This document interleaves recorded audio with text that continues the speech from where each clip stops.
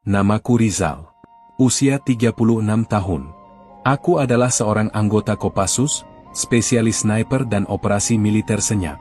Sejak bergabung dengan satuan elit ini, aku terbiasa berada dalam tekanan tinggi, sendirian di balik medan asing, menahan napas berjam-jam di balik dedaunan, hanya untuk satu tembakan. Tapi misi kali ini berbeda.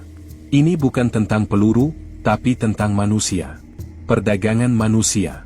Informasi dari intelijen menyebutkan ada jaringan besar yang menyelundupkan warga negara Indonesia ke Myanmar dan Kamboja melalui jalur ilegal di perbatasan. Mereka dijanjikan pekerjaan, tapi nyatanya dijual. Yang menjadi korban sebagian besar anak muda, perempuan dan laki-laki yang ingin memperbaiki nasib, tapi justru masuk ke dalam lingkaran eksploitasi.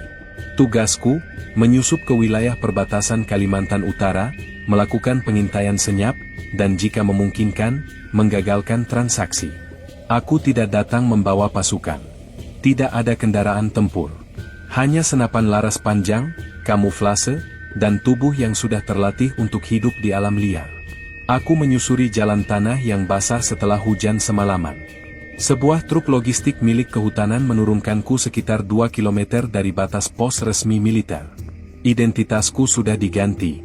Pakaian disesuaikan.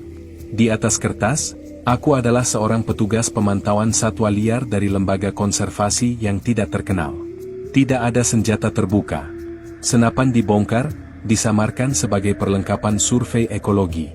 Ranselku berisi peralatan survival, penjernih air, makanan kering, pisau lipat, kantong tidur, dan 3 baterai cadangan untuk alat komunikasi yang hanya boleh kugunakan saat darurat. Perjalanan hari pertama kuhabiskan dengan berjalan kaki menyusuri aliran sungai kecil. Di sini, tak ada sinyal. Hanya bunyi serangga, daun gugur, dan kadang suara ranting patah entah oleh binatang atau sesuatu yang lain. Tapi aku tidak berpikir macam-macam. Di medan seperti ini, paranoid bisa membunuh lebih cepat dari peluru. Saat malam turun, aku membuat bivak di balik akar pohon besar yang tumbang. Tak ada api. Hanya kantong tidur berlapis isolasi dan ponco untuk melindungi dari embun. Makanan malam hanya sepotong protein bar. Aku tahu tubuhku harus hemat energi.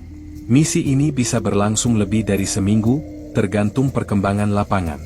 Sebelum tidur, aku memetakan ulang rute lewat GPS manual. Jalur pengiriman manusia itu diduga melintasi sungai dalam dan bukit kecil di timur hutan. Mereka bergerak diam-diam, seringkali malam hari. Itu artinya aku juga harus menyesuaikan pola tidur. Bangun saat malam, tidur di siang. Angin malam terasa menusuk tulang. Tapi lebih menusuk lagi adalah kenyataan bahwa di luar sana, mungkin ada belasan atau puluhan anak muda yang dijanjikan mimpi, tapi justru dijebak dan dijual. Mataku tak benar-benar tertutup malam itu. Hari kedua, aku mulai menanjak ke area berbukit. Vegetasi di sini lebih rapat. Akar pohon berserakan. Tanah licin, banyak pacet. Keringat bercucuran sejak subuh, tapi aku tidak bisa mandi. Setiap bau sabun bisa menarik perhatian. Bahkan jejak langkah pun harus dihapus. Aku menyapu tanah setiap kali berhenti untuk menghilangkan bekas tapak. Di punggungku, senapan panjang sudah mulai dirakit sebagian. Tapi laras utama masih kusimpan terpisah. Senjata hanya akan kugunakan jika situasi benar-benar mengharuskan. Ini bukan operasi tempur. Ini infiltrasi. Setelah menempuh perjalanan 7 km, aku menemukan cekungan tanah yang cocok untuk titik observasi.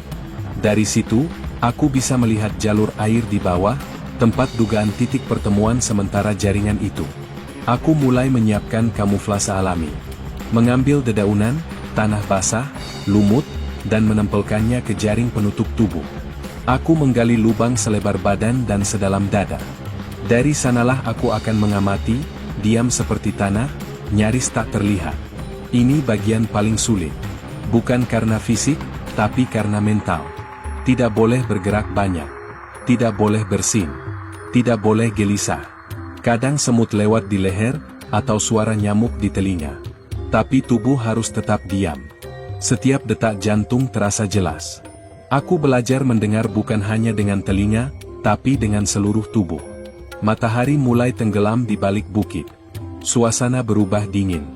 Dari kejauhan, Aku melihat asap tipis mengepul.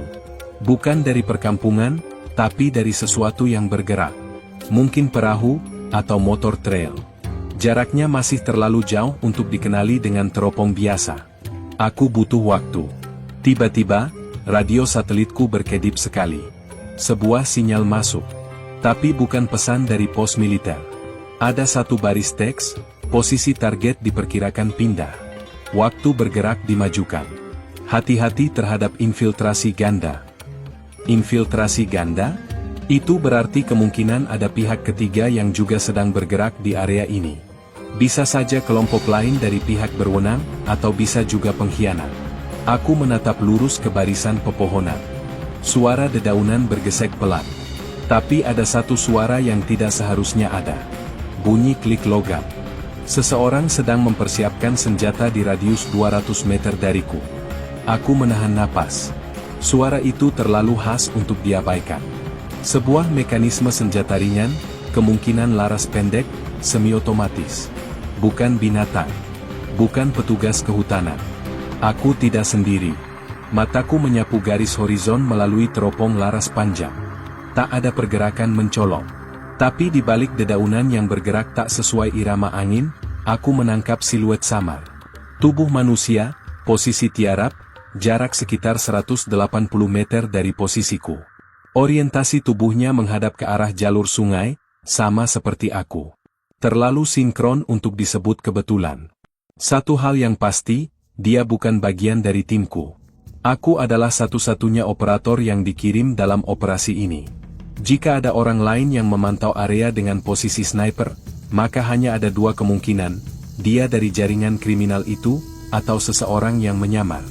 Keringat dingin mulai merembes di belakang leher meski udara hutan terasa lembab dan dingin. Tanganku bergerak pelan, meraih skope thermal mini dari ransel. Kuaktifkan tanpa suara, dan arahkan ke posisi siluet itu. Tubuhnya menyala terang dalam warna merah oranye. Panas tubuh manusia. Tidak sedang tidur. Ia aktif dan waspada. Kupelajari posisi tubuhnya. Stabil. Seperti dilatih. Artinya dia bukan sembarang kaki tangan mafia. Mungkin mantan tentara. Atau lebih buruk, pasukan bayaran. Aku mundur sedikit dari lubang intaianku. Diam. Menyatu kembali dengan tanah dan vegetasi.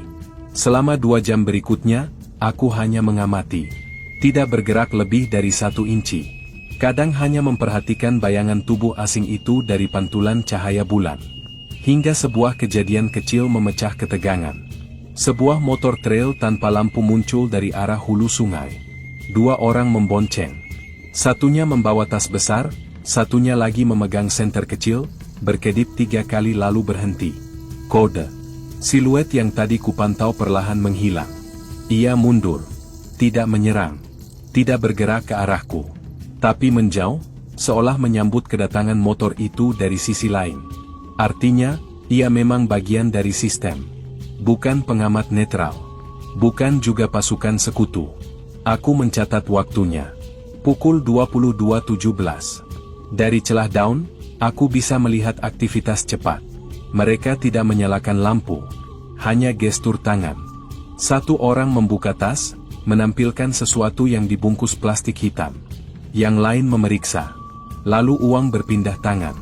Tapi bukan itu yang menarik perhatianku. Dari arah belakang, 2 orang lain muncul dengan tangan terikat, kepala ditutup karung hitam. Korban. WNI. Itu pertama kalinya aku melihat mereka secara langsung. Tubuh mereka lemah, langkahnya diseret. 1 perempuan, 1 laki-laki. Usia sekitar 20-an. Terlihat dehidrasi, kemungkinan sudah dibawa berjalan jauh tanpa cukup makan dan minum. Tanganku mengencang di senapan. Insting pertama berkata tembak. Lumpuhkan pelaku, bebaskan korban. Tapi itu bukan prosedur. Aku tidak punya backup, dan posisi masih terlalu terbuka. 1 peluru bisa membongkar seluruh penyamaran. Kupencet tombol di radio 1 arah, mengirimkan koordinat kasar lewat kode Morse. Laporan pertama. Saat hendak menutup transmisi, tiba-tiba aku mendengar sesuatu dari belakangku. Desiran cepat. Napas. Langkah kaki mendekat dari belakang, sunyi tapi mendalam. Refleks, Aku berguling ke kiri. Sebuah pisau menancap tepat di tempat aku tadi tiarap. Seseorang sudah mendekatiku. Dengan senjata tajam. Aku mengangkat senapan, tapi belum sempat membidik, tubuhku ditabrak dari samping. Kami terguling ke tanah basah. Aku mencium bau getah kayu dan darah segar. Pukulan menghantam pipiku, dan mataku sempat kabur sesaat. Lelaki bertopeng. Tubuh tegak. Seragam gelap tanpa lambang. Kami bergulat dalam diam. Tidak ada suara teriakan. Hanya deru napas, denting logam, dan tubuh yang bergesekan dengan tanah. Di tengah pertarungan itu, sesuatu jatuh dari saku jaketnya. Sebuah lencana kecil, berlambang asing, bukan militer Indonesia. Saat aku berhasil menjatuhkannya dan menarik pisau dari sarungku, dia meloncat mundur dan menghilang ke dalam semak. Aku berdiri dengan tubuh penuh lumpur, jantung berdegup kencang. Nafasku masih berat. Tanganku gemetar. Aku menatap ke tanah. Lencana itu masih ada. Saat kuambil dan kuperiksa, di baliknya tertulis singkat, PMC, Darkfield Ops. Private Military Contractor. Artinya, ini lebih besar dari sekadar perdagangan manusia. Ada pihak luar yang bermain di tanah ini. Aku duduk mematung di balik pohon mahoni tua, jari-jariku masih memegang erat lencana kecil bertuliskan PMC, Darkfield Ops. Private Military Contractor. Ini bukan sesuatu yang biasa terlibat dalam wilayah Indonesia, apalagi di kawasan perbatasan seperti ini. Mereka hanya muncul ketika yang dipertaruhkan bukan sekadar uang, tapi kepentingan yang lebih gelap. Kupindai kembali area sekitar dengan thermal scope. Posisi pria bertopeng yang menyerangku tak terlacak. Dia sudah pergi. Tapi itu justru yang lebih membuatku tidak tenang. Keberadaannya tadi terlalu dekat. Artinya, ia tahu aku ada di sini. Dan mungkin, aku sudah masuk ke daftar target. Aku harus bergerak. Kukubur sebagian peralatanku dalam tanah dengan tanda kecil. Senjata cadangan, makanan darurat, dan radio sekunder. Aku tak bisa bawa semua. Berat dan akan memperlambat pergerakan. Kukunci lokasi koordinat di dalam ingatan. Lalu melanjutkan perjalanan dengan pola zigzag, meninggalkan jejak palsu, berhenti tiap 200 meter untuk mengamati, dan terus menutup diri dalam kamuflase. Tujuan baruku adalah desa pemantauan perbatasan, tempat posko rahasia tim pengumpul informasi berada. Di sanalah aku akan mencari petunjuk lebih jelas tentang keberadaan jaringan ini. Jaraknya 8 km dari titik baku tembak terakhir. Lewat jalur tepi sungai, penuh lintah dan akar menggantung, tapi aku harus menghindari jalan setapak. Perjalanan memakan waktu 5 jam. Tubuhku hampir tumbang karena kurang tidur. Tapi saat kulihat lampu temaram dari sebuah gubuk kecil di kaki bukit, aku tahu aku hampir sampai.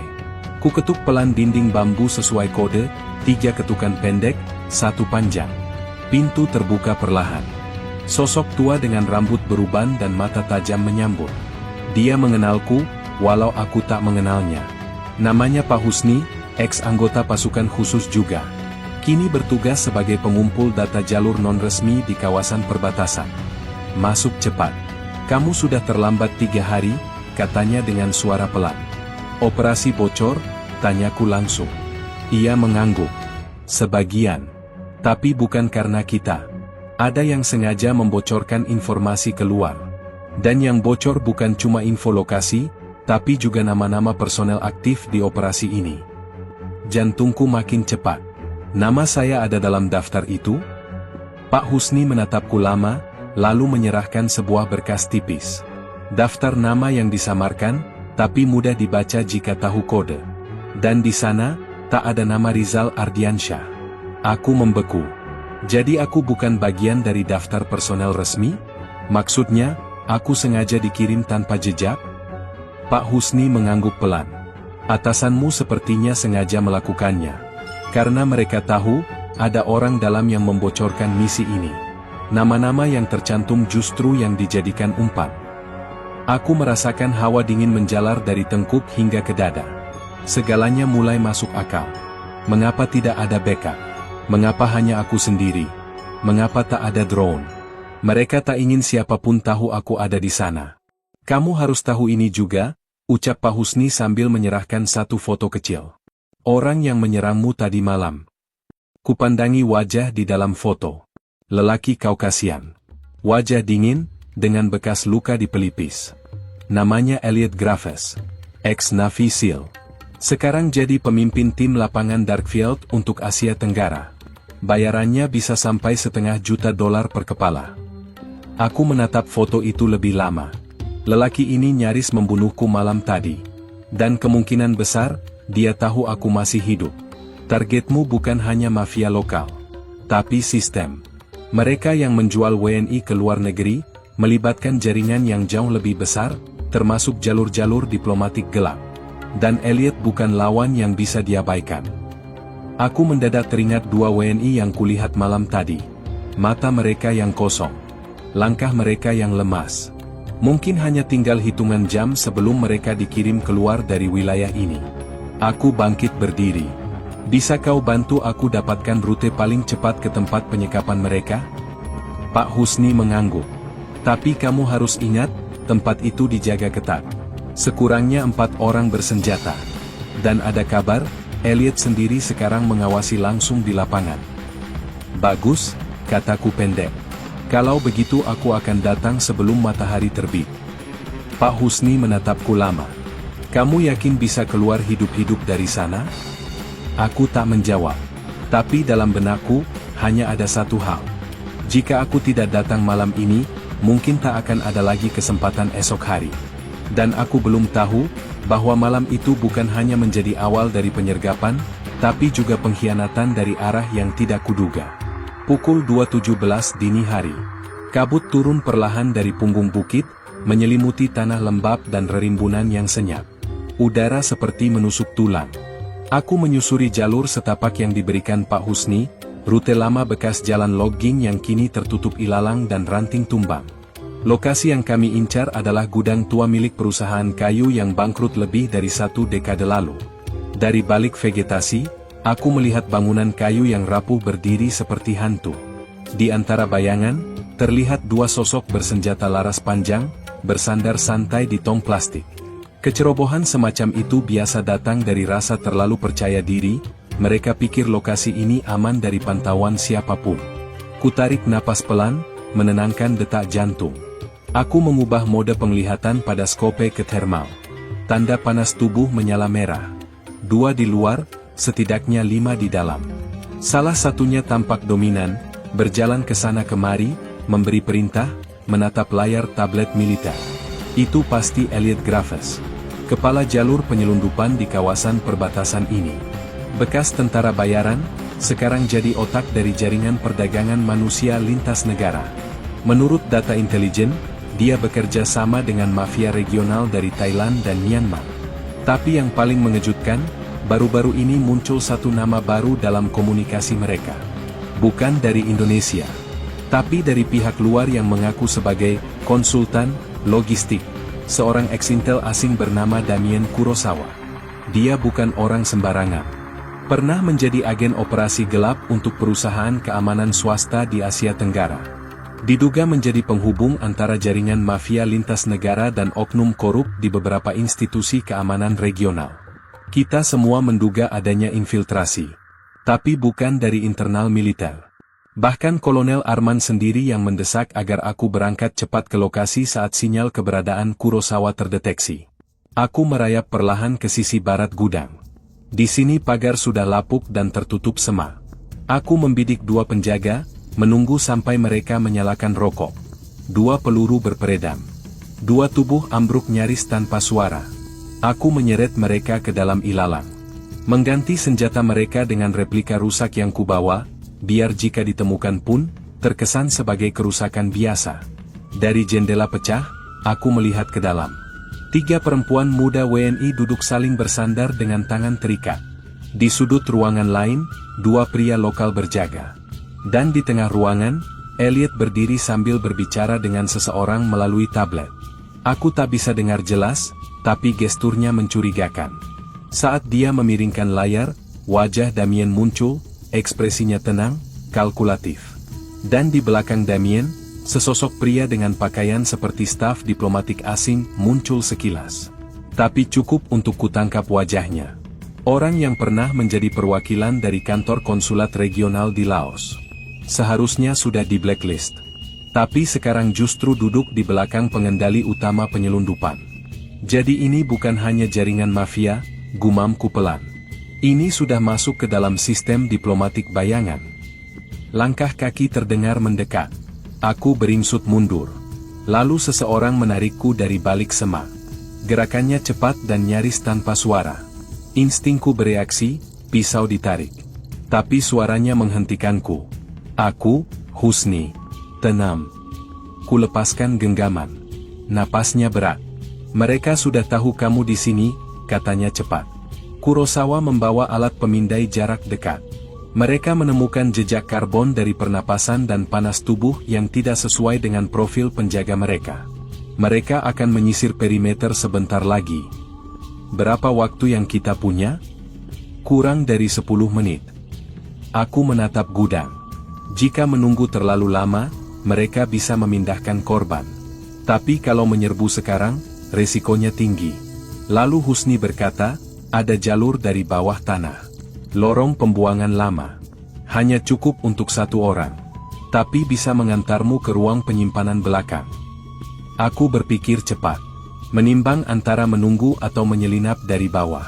Sebuah teriakan pendek terdengar dari dalam gudang. Aku melihat dari celah jendela. Salah satu WNI roboh.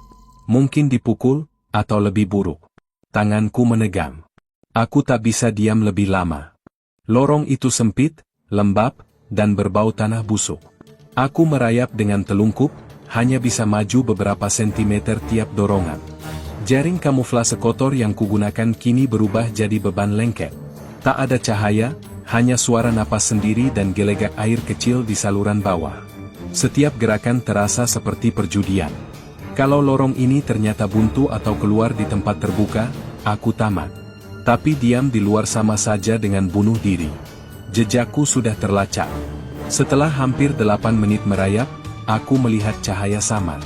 Cahaya statis dari lampu emergency yang menembus kisi-kisi besi. Aku mendekat perlahan, dan suara samar mulai terdengar, percakapan, gesekan senjata, langkah kaki. Aku tiba di bawah ruang penyimpanan belakang. Kisi-kisi itu berkarat, tapi masih cukup kuat untuk menopang berat manusia. Kulihat 2 pria penjaga sedang bercanda, tidak waspada. Di sebelah kiri mereka, ada tangga kayu yang mengarah ke ruangan tempat para WNI ditahan. Aku harus berpikir cepat. Ku keluarkan pisau lipat dan perlahan melonggarkan sekrup kisi-kisi besi dari dalam. Bunyi logam berderit terdengar pelan, tapi cukup membuat jantungku berdebar. Salah satu pria menoleh. Aku membeku. Dia melihat ke arah dinding, bukan ke lantai. Lalu tertawa lagi dan kembali ke perbincangan. Aku melanjutkan. Sekrup terakhir lepas. Kusiapkan pistol berperedam dan menyembul pelan. 2 tembakan, tepat ke arah leher. Tubuh mereka jatuh hampir bersamaan. Aku naik perlahan, lalu menarik keduanya ke pojok ruangan. Langkah cepat membawaku ke tangga. Kugunakan skope thermal mini untuk melihat ke atas. Ada 3 sosok panas, 2 berdiri, 1 duduk. Aku mendekat. Lalu terdengar suara Elliot dari atas. Evakuasi sekarang. Kurosawa bilang sinyal panas tidak normal, kita tak bisa ambil risiko. Bawa yang 3 itu dan habisi sisanya. Tak usah rapi. Tubuhku menegang. Mereka akan membunuh para WNI yang tak dibawa. Untuk melenyapkan jejak, aku naik cepat. 2 anak tangga terakhir kulewati dalam lompatan senyap. Langsung kutembak penjaga pertama. Yang kedua berbalik, tapi peluruku lebih cepat. Salah satu perempuan berteriak pelan, "Stop." Aku segera menenangkan mereka. Diam. Aku dari militer Indonesia. Jangan bersuara, ikuti instruksiku. Mereka menatapku seolah tak percaya. Mungkin karena wajahku kotor, atau karena semua ini terlalu cepat. Tapi mereka menurut.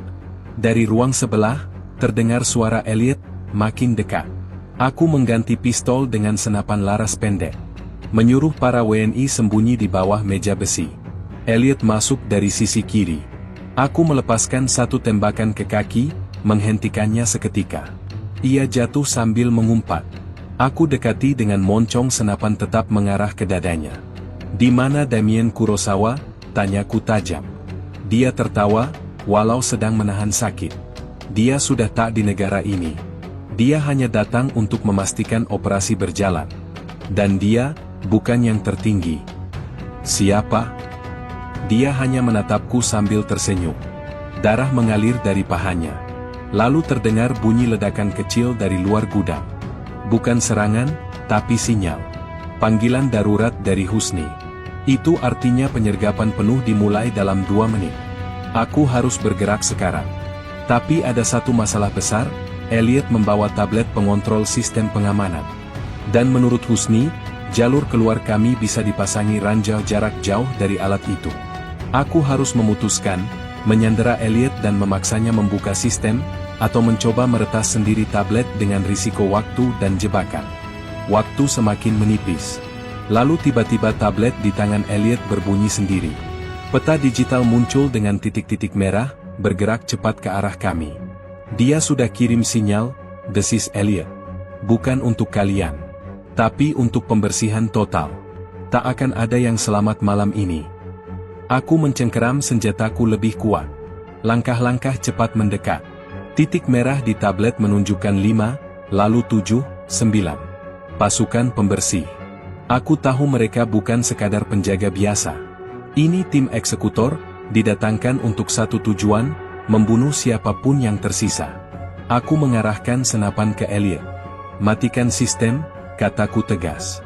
Dia tersenyum, meski wajahnya memucat karena kehilangan darah. Tidak semudah itu. Kau pikir kami hanya pakai satu jalur kontrol? Aku meninju rahangnya, membuatnya ambruk. Aku tak bisa buang waktu. Kutarik kabel USB dari tablet ke alat jammer portable milik Husni yang kubawa. Ini bukan solusi elegan, tapi cukup untuk mengacaukan jaringan komunikasi mereka. Tablet mati. Semua titik hilang. Aku tahu, ini hanya memberi waktu. Mereka tetap datang, tapi tanpa koordinasi. Segera kukomando para WNI untuk turun ke lorong bawah yang kupakai tadi. Beberapa masih syok, tapi sebagian besar mengikutiku. Husni muncul dari pintu belakang bersama 2 personel dari unit khusus, Damar dan Aldo. Mereka membantuku membawa korban, terutama yang luka. Damar memberi isyarat bahwa jalur aman sudah dibuka. 2 mobil taktis sudah menunggu 1,5 km dari sini. Tapi kami harus melewati jalur sempit yang dipasang tripuire. Siap? Tanya Husni. Aku mengangguk. Kami bergerak dalam formasi cepat. Aku di depan, Damar di belakang. Husni dan Aldo mengapit tengah untuk jaga korban. Langkah demi langkah, napas kami berat. Setiap ranting yang patah bisa berarti akhir. Tapi kami tetap lanjut. Di balik pepohonan, suara sepatu berat terdengar, tim pembersih sudah mengejar. Kami memutuskan memecah formasi. Aku umpan mereka, kataku ke Husni. Bawa yang lain ke titik evakuasi. Aku akan putar ke sisi barat dan tarik perhatian mereka. Dia ragu. Kalau mereka tembak tanpa peringatan. Aku menepuk bahunya. Kalau aku tak kembali dalam 10 menit, jalan terus. Tanpa menunggu jawaban, aku bergerak ke arah berlawanan. Langkah cepat tapi senyap, menyusuri jalur curam penuh semak berduri. Di titik pertemuan 2 bukit, aku pasang jebakan, bom flash buatan sendiri dari granat kejut yang dirakit ular. Kukait ke dahan dan pasang trigger tali. Begitu mereka lewati titik itu, mereka buta sementara. Beberapa menit kemudian, jebakan meledak. Cahaya putih menyilaukan malam, disusul jeritan bingung. Aku tembak 2 orang yang terpisah dari formasi. Yang lainnya terpencar, menembak membabi buta ke arah suara. Itu cukup. Aku kabur ke sisi lain, menyusuri jurang dan kembali ke titik evakuasi. Nafasku mulai sesak, tubuh penuh goresan. Tapi mobil sudah terlihat. WNI sudah masuk semua. Husni berdiri sambil melambai. Aku naik, dan begitu kami bergerak, terdengar suara tembakan dari kejauhan. Tapi kami sudah menjauh cukup jauh untuk aman. Saat mobil melaju menuju titik perbatasan, aku memandang ke belakang. Gelap. Hanya bayangan hutan dan keheningan. Operasi selesai. Tapi tidak semua bisa diselamatkan. 2 WNI ditemukan sudah tewas saat kami sampai di lokasi penahanan pertama. tubuh mereka rusak. Disiksa atau mungkin dieksekusi lebih dulu. Elliot dibawa hidup-hidup.